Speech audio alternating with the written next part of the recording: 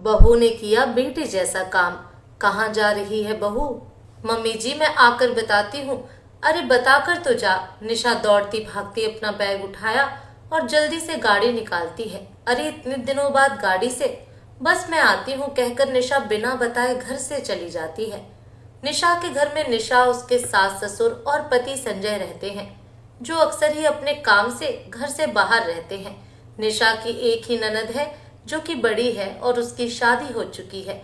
निशा की शादी को 2 साल हो गए हैं। निशा अपने परिवार के साथ बहुत खुश है। उसके सास ससुर अधिक उम्र के हैं। ससुर सुरेश जी रिटायर्ड और स्वस्थ हैं, पर सासू माँ रेखा जी को दिल की बीमारी है। 5 घंटे के बाद जब निशा घर लौटी, उसके ससुर उसके साथ थे, जो कि बुरी तरह से घायल थे। माथे पर पट्टी बंधी हुई थी, हाथ में फ्रैक्चर हो गया था। रेखा जी अपने पति की ऐसी हालत देखकर बिल्कुल घबरा गई। अरे आपको यह सब क्या हुआ? कैसे हुआ? कब हुआ? बदहवास वह एक के बाद एक प्रश्न करती जा रही थी। अरे मम्मी जी अब सब ठीक है, आप घबराइए नहीं, आप बैठ जाइए, सब बढ़िया है, निशा ने उनको समझाते हुए बोला।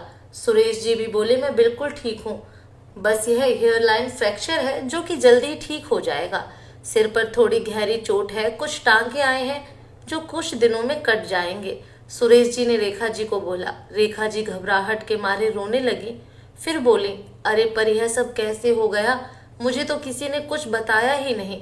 निशा जल्दी से पानी लेकर आई और वह अपने सास ससुर को पानी देते हुए बोली, इसीलिए मम्मी जी मैं आपको कुछ भी नहीं बताकर गई क्योंकि आप घबरा जाती। फिर निशा ने बताया मुझे एक अनजान व्यक्ति का फोन आया जो कि पापा जी के मोबाइल से कर रहा था और कह रहा था कि सड़क पर इनका एक्सीडेंट हो गया है।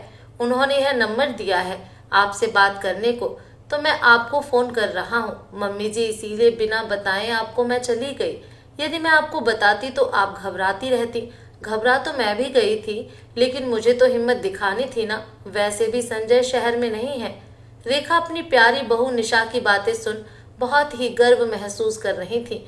उन्होंने कुछ सोचते हुए लंबी सांस भरते हुए कहा, अच्छा है तूने साल भर पहले ड्राइविंग सीख ली थी, देख काम आ ही गई। हाँ मम्मी जी, कुछ दिनों से मुझे गाड़ी चलाने से मुझे कॉन्फिडेंस भी आ गया था और पापा जी का एक्सीडेंट वीरान जगह हुआ था, वहां पर आने जाने के ज्यादा साधन नहीं दिख रहे थे। और हाँ, अपनी गाड़ी से मैं सही समय पर पहुंच गई।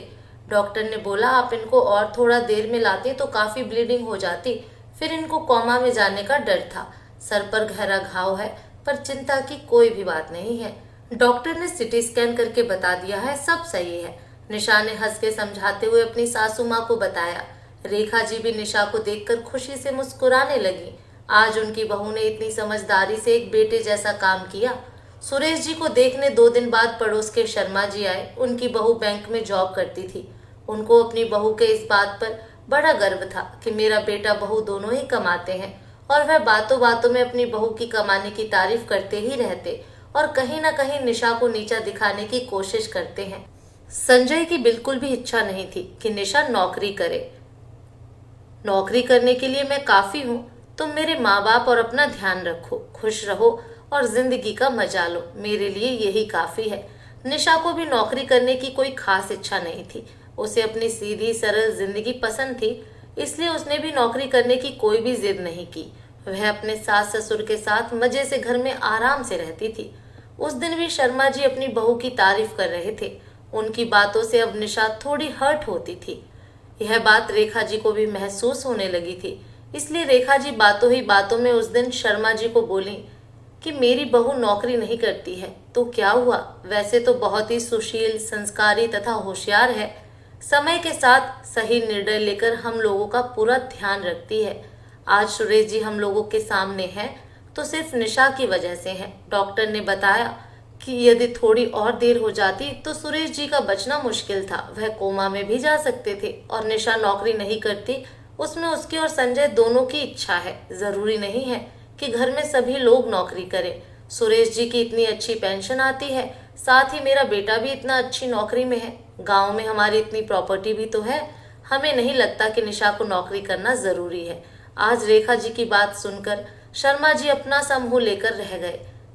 सबके सामने रेखा जी के मुंह से अपनी बड़ाई सुन निशा अंदर ही अंदर बहुत ही खुश और गौरवान्वित महसूस कर रही थी। उसे लगा जब मेरे परिवार वाले मुझसे खुश हैं तो मुझे और कुछ नहीं चाहिए। आजकल समाज का प्रचलन हो गया है कि जो लोग नौकरी करते हैं लोग उसको ऊंचा दर्जा देते हैं, पर ये मन की इच्छा और पति पत्नी का मिलकर लिया गया फैसला होता है। यदि किसी महिला की इच्छा नहीं है तो नौकरी करना जरूरी भी नहीं है। दोस्तों, आपको ये कहानी कैसी लगी कमेंट कर जरूर बताएं। फिर मिलूंगी एक नई कहानी के साथ।